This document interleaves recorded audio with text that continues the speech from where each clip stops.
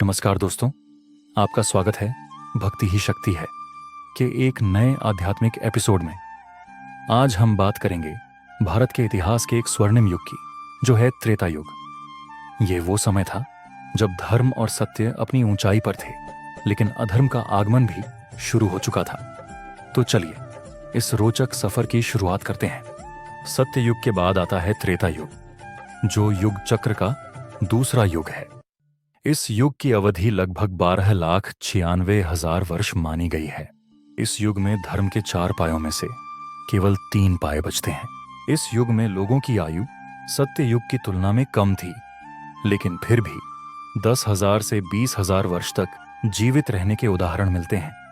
इस युग में सत्य और नीति का पालन होता था, लेकिन मनुष्य में वासना और अहंकार की भावना भी शुरू हुई। त्रेता युग में भगवान विष्णु ने राम अवतार और परशुराम अवतार धारण किया। मर्यादा पुरुषोत्तम राम का जन्म त्रेता युग में हुआ। लंका का युद्ध, रावण का वध और धर्म की स्थापना का महान अध्याय इसी युग में लिखा गया। भगवान परशुराम ने क्षत्रिय ज्ञान का प्रचार किया और अधर्म को समाप्त करने का संकल्प लिया। राजा का प्रमुख दायित्व था प्रजा की सुरक्षा और धर्म का पालन करना। इस युग में राजसभा का महत्व था, जहां ऋषि और पंडित राज्यों को मार्गदर्शन देते थे। यज्ञ, तप और मंत्रों का महत्व। लोग अपने कर्म और भक्ति के माध्यम से मोक्ष प्राप्त करते थे। प्रकृति पवित्र और श्रेष्ठ थी। गंगा, यमुना जैसी पवित्र नदियों का महत्व था।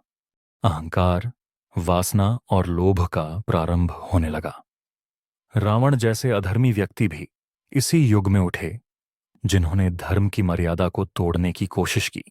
त्रेता युग हमें सिखाता है कि धर्म और मर्यादा का पालन कैसे किया जाए। इस युग की अनुशासन और सामाजिक व्यवस्था आज भी प्रेरणा का स्रोत है। मर्यादा, धैर्य और प्रजा प्रेम, अधर्मी के खिलाफ लड़ने का साहस और धर्म की रक्षा का संकल्प। दोस्तों, त्रेता युग का संदेश आज भी हमारे जीवन में प्रभावी है। इस युग की कथाएं और आध्यात्मिक प्रेरणा हमें जीवन के सही मार्ग पर चलने की प्रेरणा देती हैं।